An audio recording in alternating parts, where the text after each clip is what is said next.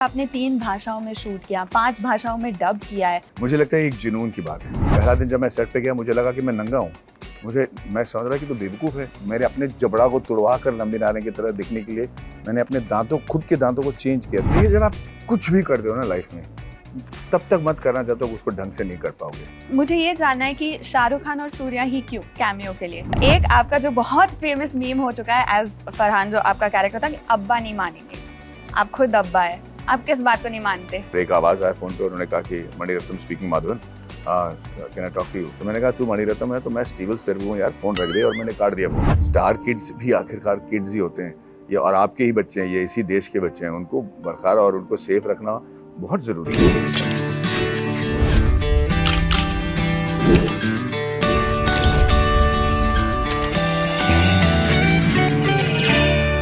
Hello, नमस्ते, आपका स्वागत है दी ललन टॉप में। मेरे साथ आज जुड़े हैं आर माधवन।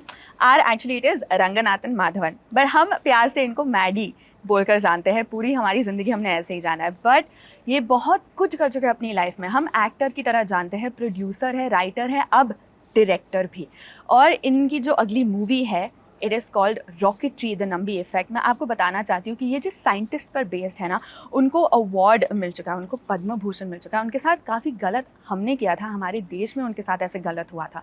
ये इनफैक्ट इंडिया के वो पहले इंसान थे जो आईवी लीग में, प्रिंसटन में जाकर उन्होंने पढ़ाई की थी।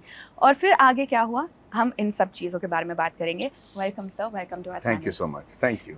तो मैं जानना चाहती हूँ, आप रिसेंटली कांस में थे और आप वहाँ पे बात कर रहे थे कि I don't know if I am enjoying my self. इतनी चीज़ें हो रही, इतना स्ट्रेस है, इतना वक्त लग गया इसमें। Did you get a chance to finally enjoy Cannes में? जब पिक्चर ख़त्म हुई और लोग खड़े होकर स्टैंडिंग ओवेशन दे रहे थे, जब मैंने रियलाइज़ किया कि लोगों ने मुझे स्टैंडिंग ओवेशन नहीं दिया, पिक्चर को नहीं दिया, वो नंबी नारायण साहब को दे रहे थे। और इस पिक्चर की पूरी मकसद ये है कि पूरे भारतवर्ष में नंबी नारायण के बारे में लोग जानें।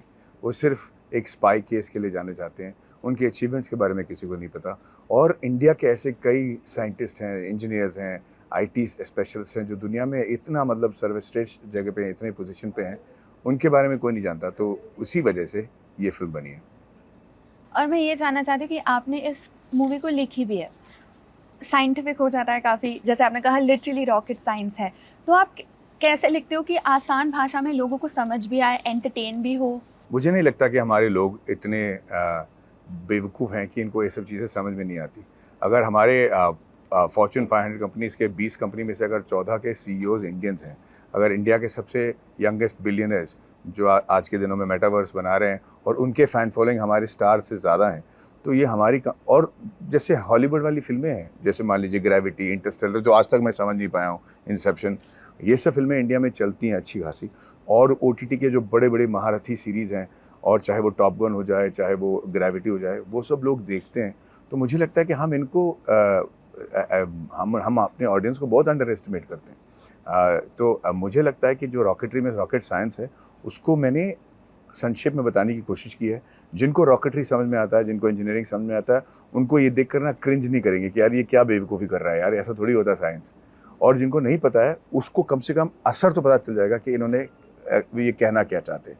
और नंबी नारायण के बारे में जानने के लिए इतना तो आपको नॉलेज की ज़रूरत नहीं है, क्योंकि वो एक देशभक्त है। ये कहानी एक इंसान की सैक्रिफाइस के बारे में, इस देश के लिए उसने क्या किया उसके बारे में। तो आई डोंट थिंक उनको समझने में कोई प्रॉब्लम होगी। ओके, मैं और एक चीज़ जानना चाहती हूँ कि काफ़ी स्ट्रगल रहा है। एट अ पॉइंट आपने कहा कि I was at a breaking point, कि मूवी शेल्फ हो जाती, मूवी बनती नहीं अगर मैं डायरेक्टर स्टेप अप करके डायरेक्ट नहीं करता। Take us through that struggle and journey. साथ साथ आपने 3 भाषाओं में शूट किया, 5 भाषाओं में डब किया है। For a first time director who doesn't have पढ़ाई नहीं की है डायरेक्टिंग की, फ़ोन पर कभी फिल्म नहीं बनाया, आपने कहा कैसे? मुझे लगता है एक जुनून की बात है। जब मैं नंबी नारायण साहब से मिला तो मुझे लगा कि मैं एक छोटी सी पुअर मैन की, जेम्स बॉन्ड की फिल्म बनाऊंगा। एक गुड लुकिंग साइंटिस्ट जिसके एक मालदीवियन औरत के साथ अफेयर हो गया था, जिसके वजह से उन्होंने रॉकेटरी सीक्रेट्स पाकिस्तान को बेच दिया था। उनको अरेस्ट किया गया और फिर उनको रिहा किया गया, और बाद में ये निर्दोष साबित हुए और उनको पद्म भूषण दिया। पर आपको भी नहीं पता, या दुनिया में, देश में कई लोगों को ये नहीं पता कि उनको पद्म भूषण दिया क्यों गया, उनकी अचीवमेंट क्या है। तो जब ये मुझे पता चला, मैंने रियलाइज़ किया कि इसको लिखने के लिए मैं ही लिखूंगा, क्योंकि जो टेक्नोलॉजी के बारे में जानकारी चाहिए थी लिखने के लिए, वो सिर्फ मेरे पास था। नंबे नारायण साहब मुझे खुद सिखा रहे थे। मैं इसको कतई डायरेक्ट नहीं करने वाला था, क्योंकि ये कहानी मुझे भा गई तो मैंने लिख दिया। हर एक एक्टर चाहता है कि एक लाइफ टाइम वाली फिल्म करे, जहाँ पे वो 29 साल से 25 से 75 Correct. तक। तो मैं एज एन एक्टर, इसीलिए मैं एक्टिंग कर रहा था। जब मैं प्रोड्यूसर ढूंढने लगा तो लोग मुझे पूछने लगे कि भाई कितने गाने हैं, हीरोइन कौन है। मैंने कहा ना गाने हैं ना हीरोइन है। तो उन्होंने कहा ना प्रोड्यूसर है। तो फिर मुझे खुद ही प्रोड्यूस करना पड़ा। पर डायरेक्शन मैं नहीं करने वाला था। जो इंसान इसको डायरेक्ट करने वाले थे उनसे आखिरी मोमेंट पे वो नहीं हो पाए, हमारे टीम के हिस्सा नहीं हो पाए। तो उस वक्त हमारे पास ये चॉइस था कि क्या पिक्चर को गिरा दें या छोड़ दें, ड्रॉप करें, या फिर इसको मैं डायरेक्ट करूँ। तो ताऊ में आकर मैंने कह दिया था कि हाँ मैं डायरेक्ट कर लेता हूँ, चलो यार। क्योंकि नंबे नारायण साहब को यकीन था कि मैं डायरेक्ट कर पाऊंगा, मेरे फंडर्स को यकीन था कि मैं कर पाऊंगा। पर आपको यकीन था? नहीं, पहला दिन जब मैं सेट पे गया मुझे लगा कि मैं नंगा हूँ। मैं समझ रहा कि तो बेवकूफ़ है, तो पहली बार फिल्म बना रहा है जो 3 लैंग्वेज में शूट होने वाला है, 8 कंट्री में, ना डबिंग है ना कुछ है। और पहली बार ऐसी एक फिल्म बन रही है जिसमें बहुत सारी चीज़ें पहली बार की जा रही हैं। जैसे हम 29 साल से लेके 80 ईयर्स की जो लुक है ना, उसके लिए हमने कोई प्रोस्थेटिक नहीं यूज़ किया। हमने वाकई में वज़न बढ़ाया, वज़न घटाया, बाल बढ़ाए, बाल को मैंने अपने जबड़ा को तुड़वा कर नंबे नारायण की तरह दिखने के लिए मैंने अपने खुद के दांतों को चेंज किया। जो पहली बार आपने ब्रेसेस लगाए थे दांतों को अंदर शेप चेंज करने के लिए। बहुत अच्छा रिसर्च किया आपने। 2018 में आपने किया था। 17 में। और फिर 1.5 साल लगे मेरे दांत को वापस लाने के लिए। पर आप जब पिक्चर देखोगे तो आपको समझ में आ जाएगा कि ये क्यों ज़रूरत था। क्योंकि जो भी मैंने पिक्चर में दिखाया वो हकीकत है, वो सच है। और उसको दिखाते वक्त अगर कोई इंसान को लगे कि यार इसका मूंछ चिपका गया है या इसके वजन के लिए इसने पैडिंग डाला है, takes away from the authenticity of the story, आप कहेंगे कि अगर ये झूठ है तो वो भी झूठी होगा। क्योंकि इनकी कहानी में हर एक, जब आप पिक्चर बनाते हो ना, वो भी खास करके बायोपिक, तो थोड़े बहुत मसाला डालना पड़ता है ताकि ये पिक्चर की तरह बरकरार रहे। स्पेशली पेट्रियोटिक ऐसे बायोपिक, एनी बायोपिक, हाँ। उसमें थोड़ा मसाला डालना पड़ता है, रोमांस डालना पड़ता है। पर इस फिल्म में ना ही मैंने सब कुछ हकीकत बताया, पर जो फैक्ट्स हैं उसको निकालना पड़ा मुझे, ताकि लोग यकीन करें कि एक इंसान के बारे में ये कहानी है। वरना इनके बारे में कहानी लिखने के लिए तो मुझे 12 घंटे चाहिए। सर बट ऐसा क्या आपने कहा था जुनून, बट सब कुछ अपना लगा देना इस एक चीज में, इन्वेस्ट। एंड आप मूवी में नहीं इन्वेस्ट कर रहे हो ना, आप जो नंबी सर है उनके पेन, उनके स्ट्रगल में इन्वेस्ट कर रहे हो आप। बहुत खूब। So something very similar had happened जब आपने मूवी की थी सिमरन मैम के साथ एग्जैक्टली 20 साल पहले, कनतल मुतुना। पीपल सेड कि उस रोल को जैसे आपने जिया था, 6 नेशनल अवार्ड्स मिले थे उस रोल के लिए, 20 साल बाद आप उनके साथ वापस यूनाइट कर रहे हो। A lot of people feel कि उस पेन को आपने जैसे इंटरनलाइज किया। वो प्रोसेस क्या था आपका? देखिए, जब आप कुछ भी करते हो ना लाइफ में, तब तक मत करना जब तक उसको ढंग से नहीं कर पाओगे। और ऐसा फिल्म करने के बाद ये कहानी मुझे बताने का और एक मौका नहीं मिलेगा। और अगर मैं 10 साल बाद घूम के देखूँ और बोलूँगा मैडी यार तूने क्या किया यार, ऐसे कैसे ढीला पड़ गया, तो मैं अपने आप से जी नहीं पाऊँगा साथ, यू नो। एंड सो ये सब मेरे कंट्रोल में था, ये मेरे, और मुझे लगता है कि जो कुछ भी मैंने लाइफ में किया है बड़े पैशन के साथ किया है। कभी मैंने आउटकम के बारे में सोचा नहीं है। बट सब अपना वक्त, अपना पैसा सब लगा देना। हाँ, ऐसी कोई बड़ी बात नहीं है यार, पैसे और वक्त आ जाएंगे वापस अगर नहीं होता है तो। बट रिग्रेट जो है ना, वो नहीं होना चाहिए। ये एक्चुअली पहली बार नहीं है जब आपने ऐसे किया है। 2011 और 12 में आपने 3-4 साल से इंडस्ट्री के लिए ब्रेक ले लिया था कि मैं वेट लॉस करूंगा, अपने आप पे काम करूंगा। As a person, give me an insight into your mind, how does this happen where you step away from the industry? It नहीं होता लोगों से, बहुत सेल्फिश होते हैं, love the lights, how do you step away from it and then come back with Tanu with Manu returns and Saala Khadoos? I stepped back because I wanted to stay in the industry. It's a false notion कि हर 3 महीने अगर आप picture बनाओगे तो आप industry का हिस्सा बनोगे।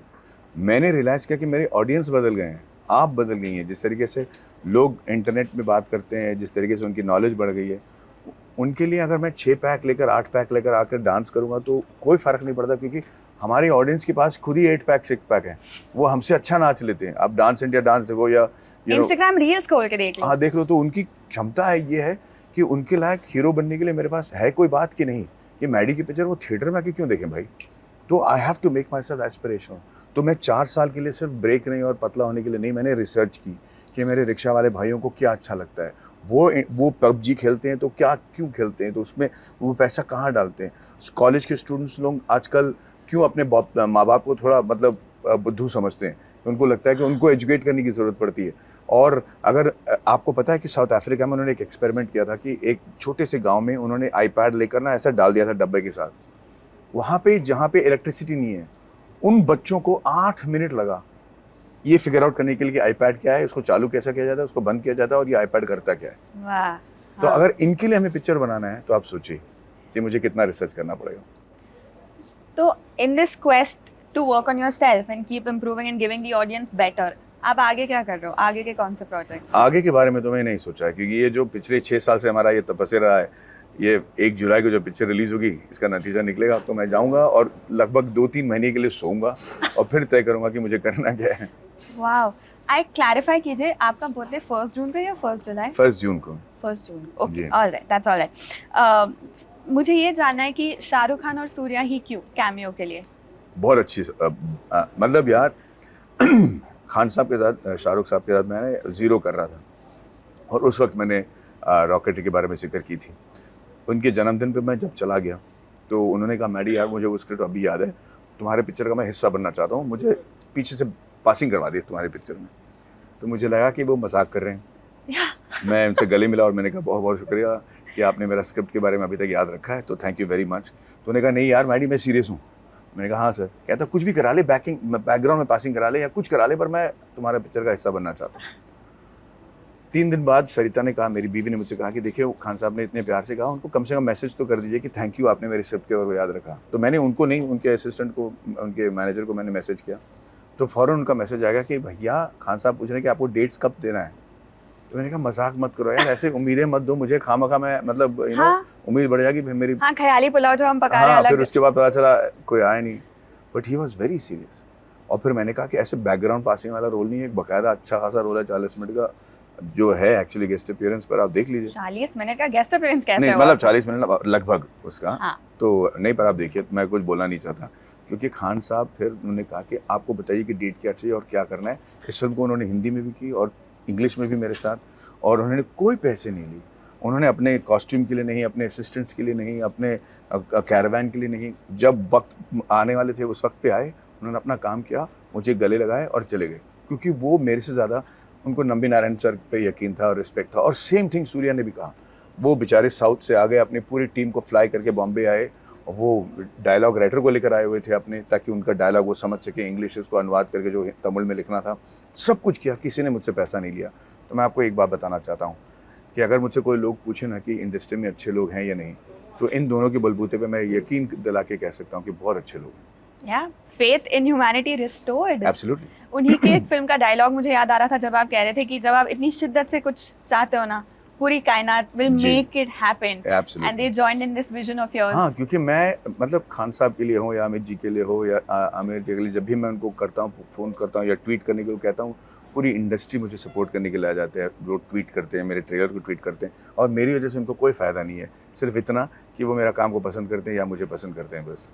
I'm grateful, very grateful for this. I am grateful. And since आपने इनकी बात करी दी है, तो मेरा अगला सवाल वही था कि आपने आमिर खान के साथ 2 बार काम किया, एक बार 3 इडियट्स में, एंड ऑफ कोर्स रंग दे बसंती एज वेल। तो आप मुझे उसके बारे में बताएं, कैन वी एक्सपेक्ट कि शायद कोई सीक्वल बने, आप राजू हिरानी सर के साथ वापस काम करें, क्योंकि वो रिकास्ट करते हैं अपने स्टार्स को। आजकल जिस तरीके से सब्जेक्ट्स बन रहे हैं और कहानियों को इफेक्टिव होना होता है ना, वो सिर्फ दोस्ती यारी या किसी के साथ काम करने के इरादे की वजह से नहीं बन सकती। वो कहानियों के लिए आपको तपस्या करना पड़ता है, आग से गुजरना पड़ता है, और उसके लिए सही कास्टिंग करना बहुत ज़रूरी होता है। तो चाहे मणिरत्नम साहब हो जाएं या आमिर खान या राजू, एज एन एक्टर तो हमेशा मैं काम करना चाहता हूँ, क्योंकि मुझे पता है कि एक्सेप्शनल प्रोडक्ट्स होंगे। पर मैं अगर उस रोल में फिट नहीं होता या उनकी कहानी में, तो ये उम्मीद रखकर कोई फ़ायदा नहीं है, क्योंकि कोई भी जो है आजकल पिक्चर जो बनाता है, he does what is best for the film. But एक रोल जो आपके लिए एकदम परफेक्ट फिट था, उस तनु वेड्स मनु, उसका कोई सीक्वल आप चाहेंगे ऐसा बने? नहीं, मुझे लगता है कि मेरे हिसाब से तो वो इट्स बीन, आई मीन उसका टाइम ख़त्म हो चुका है मेरे हिसाब से। वो अभी वापस करेंगे तो सिर्फ हम मॉनेटरी बेनिफिट्स के लिए कहेंगे, and that I think is not the right reason to do a movie. Okay, तो एक आपका जो बहुत फेमस मीम हो चुका है एज फरहान, जो आपका कैरेक्टर था कि अब्बा नहीं मानेंगे, आप खुद अब्बा है, आप किस बात को नहीं मानते वेदांत के सामने? मैं नहीं मानता कि माँ बाप हमेशा ये जानते हैं कि अपने बच्चे के लिए अच्छा क्या है, उनके इरादे हमेशा पक्का होते हैं, पर बच्चों को पता होता है कि उनको करना क्या है, वो बहुत मैच्योर होते हैं। तो कभी कभी पीछे हटकर उनके इरादों को ध्यान रखना उनके इरादों को रिस्पेक्ट करना पड़ता है, और हो सकता है कि, और होगा नहीं होगा, ऐसा ज़रूर होगा कि आगे जाकर वो आपको बहुत गर्व महसूस कराएंगे। सीसी ऑल पेरेंट्स, मैं आपको मीम दिखाना चाहती हूँ जी। आप उस पर रिएक्ट करना, ठीक है? It's not very Lalan top but हाँ, ये क्या है? कौन? उसको बोलना भी नहीं पड़ा कि अब्बा नहीं मानेंगे, फोटो काफी था। हाँ, सही बात है। आप मुझे बताइए, जब आप ये कर रहे थे आपको पता था कि इतना फैल जाएगा, इतना वायरल हो जाएगा ये, अब्बा नहीं मानेंगे? नहीं, मतलब मुझे तो लग रहा था कि लोग मेरी टांग खींच रहे हैं जब वो कह रहे हैं कि अब्बा नहीं मानेंगे। मुझे बाद में पता चला कि ये मेरे लिए एक्चुअली ओमा मेरे को रिस्पेक्ट कर रहे हैं बाय पुटिंग कि अब्बा नहीं मानेंगे, क्योंकि वो एकदम आइकॉनिक लुक हो गया था। I didn't realise that. उसकी कोई कहानी हो, कोई मेमोरी आपकी जब आप सेट पर थे इस सीन? हाँ, मतलब मुझे क्यों देना पड़ रहा था आमिर खान साहब को, और जब मैं कह रहा था कि अब्बा नहीं मानेंगे तो मेरे आंखों में वाकई में आंसू आ जाते थे, क्योंकि मेरे पिताजी के साथ यही हुआ था।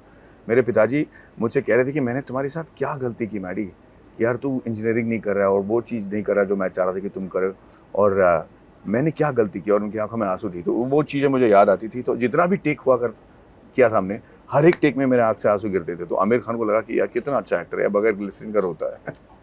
मैं थोड़ा सा बैक ट्रैक करना चाहती हूँ। इन्होंने इंजीनियरिंग की कोल्हापुर में, बट उससे पहले इनका जन्म हुआ, इनकी स्कूलिंग हुई बिहार में। जी बिल्कुल। हमारे बहुत सारे दर्शक है बिहार से, आप उनकी डायलेक्ट में कुछ कहना चाहेंगे? हम कहाँ कहें भाई, हम तो आप ही के लोगों में से एक हूँ। पैदा पला जमशेदपुर में था, और बड़ा मिस करता हूँ। होली के टाइम पे मालपुआ खाने का मौका नहीं मिल रहा। ये साला बड़ा हो गया हूँ, डायबिटीज़ हो जाएगा हमको, तो ये सब चीज़ों के बारे में आजकल क्या कहते हैं, ध्यान रखना पड़ता है, सावधानी बरतनी होती है। बिल्कुल। बिहार में सावधानी बरतनी पड़ती है, कोई कहता नहीं है, एकदम सिंपल सा लैंग्वेज होता है वहाँ पे। तो आई स्टैंड करेक्टेड। और फिर ये एक्चुअली एनसीसी में थे, इंग्लैंड भी गए थे ट्रेनिंग करने के लिए, तो आपकी डिफेंस ट्रेनिंग जैसे रही है, फिर आपने वो फॉलो नहीं किया, इंजीनियरिंग नहीं फॉलो किया, तो एक तरह से आपका भी फरहान मोमेंट हुआ लाइफ में? एक तरीके से नहीं, बकायदा हुआ है। हाँ। ये जो डायलॉग मैंने 3 इडियट्स में मेरे पिताजी से कहा था, वो मैंने अपने पिताजी के साथ वाकई में किया था। मैंने उनसे कहा था कि पिताजी मुझे ये नहीं पता कि मुझे बनना क्या है, पर मुझे इतना ज़रूर पता है कि मुझे सिर्फ एक इंजीनियर बन के एक नौकरी और एक ही ऑफिस में 30 साल नहीं गुजारना है। तो हम अब ये जनरेशन करता ही नहीं है। फिर कोल्हापुर में आपने पब्लिक स्पीकिंग की क्लासेस शुरू की जो एकदम हिट हो गई, और इसीलिए आप मुंबई आए थे उस क्लासेस की वजह से। And then a producer spotted you और टेलीविजन हुआ। पर आप मुझे बताएं अले पायुदे कैसे हुआ? आई नो एक टाइकम एड एंड जी हाँ, इसके बारे में we have done this before. Santosh Sivan में एक एड शूट कर रहे थे मेरे साथ, तो उन्होंने कहा कि यार पिक्चर दे दो, तो मैंने उनको अपने फोटोज़ दे दिए। मुझे नहीं पता था कि अगला कॉल जो आएगा वो मणिरत्नम साहब से होगी। किसी ने मुझसे मद्रासी में बात की और उन्होंने कहा कि तमिल में, हाँ। और उन्होंने कहा कि मणिरत्नम साहब आपसे बात करना चाहते हैं, और एक आवाज़ आया फ़ोन पे, उन्होंने कहा कि Mani Ratnam speaking Madhavan, can I talk to you? तो मुझे लगा कोई मजाक है। हाँ, तो मैंने कहा तू मणिरत्नम है तो मैं स्टीवन स्पिलबर्ग हूँ यार, फ़ोन रख दे, और मैंने काट दिया फ़ोन। आपने सच में वैसे? मैंने वाकई में। तो वापस उनका फ़ोन आया, तो वापस वो कह रहे तमिल में बात करने लगे। तो मैंने कहा अरे यार ये तो तमिल में मेरे दोस्त नहीं बात करते, खास करके उस वक्त मैं जमशेदपुर में था। तो फिर मणि सर फ़ोन पे आए, उन्होंने कहा कि तुमने फ़ोन क्यों काट दिया? तो मैं उस वक्त आवाज़ चेंज करके बात करने की कोशिश, नहीं मैंने नहीं। फिर मैंने कहा माफ़ कीजिएगा सर, मुझे लगा कोई मजाक कर रहा है। तो वो हंस पड़े, और वो पिक्चर में मुझे उन्होंने रोल नहीं दिया। वो पिक्चर का नाम था इरवर। उन्होंने कहा कि आप थोड़े यंग दिख रहे थे। हाँ जी। और फिर अले पायुदे के लिए कॉल आया? नो जैसे ऑडिशन करना, लुक मैंने बकायदा ऑडिशन किया। मणिरत्नम कोई भी, मैंने उनके साथ 5 पिक्चरें की हैं, हर पिक्चर में ऑडिशन करना पड़ा। आज भी? हाँ, मैं तो अपनी पिक्चर के लिए करता हूँ, हर एक पिक्चर के लिए जो मैं करता हूँ, हर एक पिक्चर छोड़िए वेब सीरीज, जो भी मैं करता हूँ मैं ऑडिशन करता हूँ और करवाता हूँ। और एक और कहानी है कि जब मिन्नले हुआ गौतम वासुदेव मेनन सर, आपने उनको बोला कि नरेशन आप मणिरत्नम जी को दीजिए, वो मेरे मेंटर है और वो डिसाइड करेंगे कि मैं ये पिक्चर करूं या ना करूं, और he wasn't very impressed with you almost didn't do Minnale. No. I actually did. The reason I wanted Mani sir to listen to it is because I thought I'll get a feedback which will be useful for the film and the script. But when we heard his feedback, it really blew us apart because he didn't like the story at all. Yeah. But I told Gautam that listen, boss, we can't go with everybody's opinion at all times. But ठहरे mentor. हाँ, पर इस industry की खासियत ये है कि कोई नहीं ये कह सकता कि क्या चलेगा क्या नहीं चलेगा और क्या सही है क्या गलत है। We have to follow our own conviction. तो गौतम को मैंने ये कहा, गौतम ने मुझे कभी माफ़ नहीं किया, क्योंकि उनके भी मतलब आइडल हैं मणिरत्नम साहब। इसके बावजूद हमने वो पिक्चर बनाई और चल पड़ी। चली भी तो कैसे, ओ लॉर्ड। मैं सबको कह रही थी कि हम सबको लगता है कि आज तक रेलेवेंस है आपका दिया मिर्जा का, बिकॉज दैट एक film and the music just changed it. Did you ever know कि you were on the cusp of something so big? No, no. In fact, we all came to know कि यार हमारी film flop हो गई because when the film released, it actually flopped, and then later on, it became a cult hit. Did you ever stop Vedant from watching it, like initially? No. He should be proud of what his father does. So absolutely. And you're incredibly proud of him. He's training for the next Olympics. तो आप मुझे उसके बारे में बताएं. No. Listen, his achievements are good, but there is nowhere close to the Olympics. Because he's my son, he's getting a lot of attention, which both of us realize. He realizes himself, and he's keeping his head low. कितना अच्छा बच्चा है. वक्त से सो जाता है, सुबह जल्दी उठ जाता है, अपनी ट्रेनिंग कर लेता है. जी, मतलब हर एक पिताजी की तरह और हर एक बेटे की तरह हम जरूर गलतियां करेंगे. ऐसा नहीं कि हम लोग में से हम इंसान नहीं है, तो हो सकता है कि वो मुझे बेचैन कर भी दे और हम, बट ये सब it's all part of life. I don't want to put on a pedestal right now. हाँ, आप कैसे बैलेंस करते हो कि आप उसको सपोर्ट भी करें प्लस अपना जो फिल्म करे कितना डिमांडिंग होता है, तो आप दोनों कैसे बैलेंस करते हो? एक्चुअली मैं उनके लिए एक फिलोसॉफिकल फ्रेंड फिलोसोफर गाइड हूँ. मैं उनका बाप कम हूँ और मैं उसको दिखाता हूँ. जैसे फॉर एग्जांपल ये अब उन्होंने जो मेडल जीता था वो इतने पॉपुलर हो गए उनके, मतलब तो मैंने उनको समझाया कि देख भाई, ये सक्सेस और पॉपुलैरिटी और फेम में बहुत फ़र्क होता है. ये फेम और पॉपुलैरिटी को अपना एक साथ मत समझना, क्योंकि उस उम्र में वो बहुत इजी हो जाता है रिलेट करना. मैंने कहा सक्सेस तुमको अभी बहुत करना है, और ये पॉपुलैरिटी अगर नहीं आया, मान लीजिए एग्जांपल दे रहा था कि तूने अभी डेनमार्क में जो जीता है, एक गोल्ड और एक सिल्वर, अगली बार तो कॉमनवेल्थ के लिए जाएगा जो बड़ा कंपटीशन है, हो सकता है कि तुम्हें ब्रॉन्ज मिले. तुम्हारी अचीवमेंट तो सबसे बड़ी है क्योंकि तुमने कॉमनवेल्थ में लिया या ओलंपिक्स में ब्रॉन्ज लिया. पर कहने वाला तो कहेंगे कि नहीं, पिछले बार उसने गोल्ड लिया था, अब तो बेचारा ब्रॉन्ज लिया, शायद वो कम पड़ गया. तो ये सब चीज़ें उनको समझाना पड़ता है. तो मैं पूरी कोशिश करता हूँ कि एज अ फिलोसोफर उसको समझाऊँ. आपने कहने वालों की बात की, जब ये मेडल की बात हुई थी तो स्पेशली ट्विटर वगैरह पर सब कह रहे थे कि बाकी स्टार किड्स को देखो क्या करते रहते हैं और ये स्टार किड को देखो कितने अच्छे बच्चे. Like just ignore all of that noise. मुझे लगता है कि वो बहुत गलत है, क्योंकि किसी को भी किसी भी किड को कंपेयर करना मेरे हिसाब से, क्योंकि मैं इसका खुद शिकार रह चुका हूँ. बचपन में मैं इतना बदमाश था कि लोग हमेशा कहते थे कि उसकी तरह मत बनना, बालाजी के साथ मत खेलना. मेरा नाम बालाजी था उस वक्त, पेट नेम, उसके साथ मत खेलना. तो यार वो दिल टूटता है यार, मतलब बहुत ख़राब लगता है. और कोई भी बच्चे को आप इस उम्र में नहीं एक ढांचे में डाल के कह सकते हो कि ऊपर बड़ा होकर जो है ये अनसक्सेसफुल होगा, ये होगा. स्टार किड्स भी आखिरकार किड्स ही होते हैं ये, और आपके ही बच्चे हैं ये, इसी देश के बच्चे हैं. उनको बरकरार और उनको सेफ रखना बहुत ज़रूरी है. And I don't, my family doesn't like this comparisons. we don't look at it, we don't encourage it, and we don't want it to happen. Also encouragement से आप पीएम जी से मिले, उन्होंने ट्वीट भी किया आपकी फिल्म के बारे में, आप उनसे मिले, उनको दिखाया. What's he like and what was that experience like? He is an amazing gentleman. मतलब वो हमारे प्रधानमंत्री भी ही नहीं बल्कि एक कमाल के काबिल इंसान है, और वो तो कहने की ज़रूरत नहीं है. पर वो मेरे से ज़्यादा नंबे नारायण सर के फ़ैन थे, और वो जब प्राइम मिनिस्टर बने तो उनकी वजह से नंबे नारायण साहब को रिकग्निशन मिला, कोर्ट केसेस में जो है कॉम्पनसेशन मिला और पद्म भूषण दिया गया. तो वो मेरे से नहीं मिले, वो एक्चुअली नंबे नारायण साहब से मिले, मैं तो साथ चला गया था. बट रिसेंटली जब वो अपनी माँ से मिले तब आपने भी उनका फिर वो ट्वीट किया कि मुझे अपनी माँ की याद आ रही है उससे. जी बिल्कुल. मुझे लगता है कि ऐसे आई एम वेरी प्राउड कि ये हमारे प्रधानमंत्री नहीं बल्कि ऐसी चीज़ को वो प्रोत्साहित देते हैं, चाहे वो स्वच्छ भारत हो, चाहे वो बेटी बचाओ आंदोलन हो. हर चीज़ में मैं सहमति उनके साथ जताता हूँ, क्योंकि मुझे लगता है ये हमारे देश के लिए बहुत ज़रूरी है. Okay, आपकी डिफेंस ट्रेनिंग रही है. That's the only reason I am asking this. It's not that I want to go political. आप क्या सोचते हो with what's happening right now with the Agniveer? हाँ, सो देखिए, ये बात ना गलत है कि हर एक इंसान को हर एक चीज़ के बारे में कोई ओपिनियन हो. मैं डिफेंस में हूँ, पर इसका मतलब मैं डिफेंस में नहीं, मैं एनसीसी कैडेट था और मैं एक एक्टर हूँ. तो मेरे बारे में अगर आप पूछोगे तो मैं हक से बता सकता हूँ कि मेरे पिक्चर के बारे में. पर हर एक सेलिब्रिटी से हर एक चीज़ के बारे में पूछकर एक हलचल मचाना, एक स्कैंडल क्रिएट करना, या एक ब्रेकिंग न्यूज़ करना, या उसका मिस इंटरप्रेट करना, ये मेरे देश के लिए ख़राब है यार. हर एक क्षण के लिए हम लोगों को तनाव नहीं देना चाहते, और देना भी नहीं चाहिए. सुख शांति का मतलब ही चला गया. और and I think that it's part of the media's job also to try and not do that. It's a very important country and we are living at a. अब हमारी फिल्म रॉकेटरी है. लोग कहते हैं कि यार रॉकेट स्पेस साइंटिस्ट में इतना पैसा क्यों डाल रहे हैं आप, गरीबों को आप पैसे दे सकते हो. लेकिन उन लोगों को ये नहीं पता कि रॉकेट साइंस के रिसर्च की वजह से आज इंटरनेट से लेकर आर्थ्रोस्कोपी, हार्ट पंप से लेकर रोड सेफ्टी, इंसान को अगर 60 साल से लेकर 90 साल तक हमने उनको जिंदा रखा है, तो उसकी जो दवाइयाँ हैं फ्रॉम डायबिटीज़ टू डिमेंशिया को सॉल्व करने के लिए ये सारे रिसर्च जो है वो स्पेस रिसर्च और डिफेंस के चक्कर से ही तो निकला है, एंड इसी वजह से हम लोगों को बरकरार और सुरक्षित रख पा रहे हैं। So it's very important that you understand कि इंडिया आज बहुत ही कमाल की सिचुएशन पे है। जब आपको लगता है कि स्पेस हमारी बस की बात नहीं है, मैं आपको बताता हूँ कि आपकी ही इस उम्र में आपको स्पेस जाना पड़ेगा, और आप जा भी पाएंगी, क्योंकि हमने बर्बाद कर दिया इस दुनिया को, और हमें इससे बचने के लिए स्पेस को कॉलोनाइज करना पड़ेगा, मून को माइन करना पड़ेगा। ये सब चीज़ें हो रही हैं, और ये तो हो रही हैं जैसे एज वी आर स्पीकिंग। और इस डिपार्टमेंट में इंडिया इतना कमाल है, और उसके सबसे बड़े हीरो हमारे इसरो के साइंटिस्ट हैं जैसे नंबी नारायण साहब। और इसीलिए मुझे ये फिल्म बनाना पड़ा कि कम से कम आप देखिए तो सही कि इंडिया है क्या एक्चुअली। ऐसी स्टोरी नहीं होती ना तो आप इतने ड्रिवन नहीं होते for such a long period of time. जी। एग्जैक्टली। अब मैं आपको 5 रोल्स का नाम बताऊंगी, आप मुझे कोई उससे रिलेटेड कहानी या मेमोरी बताइएगा, ठीक है? जी। बट इट्स क्वाइट समथिंग, ठीक है? So I am gonna start with इस रात की सुबह नहीं। Way back in 1996 you playing the role of a singer. जी। हाँ, बताइए। 25,000 रुपये के लिए मैंने किया था।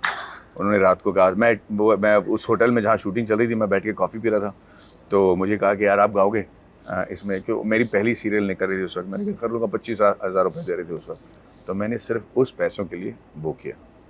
ओके। राम जी लंदन वाले हम सबको बहुत पसंद आए। जी हाँ, एक ऐसा किरदार जो मेरे मतलब दिल के बहुत करीब है, क्योंकि वो बिहार से था, और वो बिहारी लोग उतने ही प्यारे होते हैं। वो अगर आपको प्यार करते हैं तो किसी भी कोई भी हद तक जाएंगे, आपके लिए जान निछावर कर देंगे, और वो इतने प्यारे लोग होते हैं कि मैं मतलब यार उनको धन्यवाद कहने के लिए वो फिल्म बनाई थी। मैं ये प्यार देखना चाहती हूँ कमेंट्स में, ठीक है? अगली फिल्म जो आप देखेंगे, आप देखिएगा, ये लोग लिखेंगे। अच्छा, अब तो प्रेशर है भाई। अच्छा, अनबे शिवम, आपने कमल हसन जी के जी। साथ काम किया। कमल साहब, मतलब जो मेरी याद है मैं आपको बताता हूँ। पिक्चर ख़त्म होने के बाद कमल साहब ने मुझे फ़ोन किया था और कहा था कि इतना अच्छा काम किया तूने भैया कि लोग कहेंगे कि आपने मुझे बीट कर दिया, और ऐसा ही हुआ। मुझे उस फिल्म के लिए स्टेट अवार्ड मिला as an actor, best actor, और मैं इस पूरा श्रेय जो है कमल सर को दूंगा, क्योंकि उन्होंने मुझे बताया था कि उनके साथ एक्टिंग कैसा करे। क्योंकि मैं एक मतलब लल्लू यार, मतलब गोबर गणेश जो बाहर से निकल गया हूँ, एक्टिंग के बारे में कुछ नहीं पता, और अचानक आप खड़े हो कमल हासन साहब के साथ और compete कर रहे हो एक रोल के लिए, एक ही लेवल पर। तो आपने उनके साथ फिर से काम किया जी। In the span of a decade actually, but मैं उसके बारे में नहीं पूछना चाहती, मैं आपको गुरु के बारे में पूछना चाहती हूँ। जी, एक ऐसी फिल्म जिसके लिए मुझे मणिरत्नम साहब ने कहा था कि यार तू पतला हो जाएगा और यंग दिखेगा, और तू अभिषेक बच्चन के सामने खड़े होकर ये सबको यकीन दिलाएगा कि विद्या बालन से सिर्फ तू शादी करने के काबिल है। तो मुझे बहुत हार्ड वर्क करना पड़ा। आपका वही ब्रीफ था, जी। वही फॉलो करो। जी। Okay, and Vikram Vedha. एक ऐसी फिल्म जो मेरे अगेन दिल की बहुत करीब है, और मैं बड़े उत्सुकता से वेट कर रहा हूँ ये देखने के लिए कि ऋतिक और सैफ इसका क्या अनुवाद करेंगे, and I am sure they will hit it out of the park. Okay, last मेरा जो सवाल है, इतना स्ट्रेसफुल रहा ये सब, बट आपने अपना सेंस ऑफ ह्यूमर बरकरार रखा। 1-2 वीडियोस है आपके जब आप बाल कलर कर रहे थे आपकी वाइफ के लिए कि देखो व्हेन आई गेट ओल्ड मैं ऐसे लगने वाला हूँ।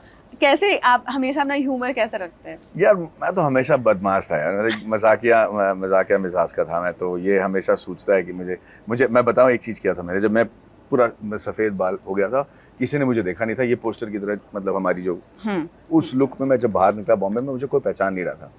तो मैं गया, मैं अपनी बीवी को बुलाया, तो वो देखती कि मैडी क्या है, मैंने कहा इतना मुझे उसने पहचान लिया। पहचान तो लिया ही, पर सुनी तो सही, पर उसको मैंने बुलाया, उसने कहा मुझे किस कर तू अभी होंठों पे, तो कहती क्यों, और मैंने फ़ोटो ले लिया उसको किस करते हुए मुझे, और मैंने ना अपने ब्रदर इन लॉ यानी कि मेरी बीवी के भाई को भेज दिया कि देख तुम्हारी बहन कर क्या रही है। और वो बेचारे इसने बौखला गए, पता मैडी फोन किया उन्होंने कि कौन है यार, he did not told me, ये क्या कर रहा है मैडी, कौन है ये, सरिता से मतलब हो ही नहीं सकता। मैंने कहा रिलैक्स कर यार, वो मैं after almost 10 years of dating, इतना तो विश्वास, और फिर शादी एंड ऑल ऑफ दिस, ठीक है? थैंक यू सो मच, रोम्बा नंद्री सर। रोम्बा नंद्री, नमस्कार, थैंक यू सो मच।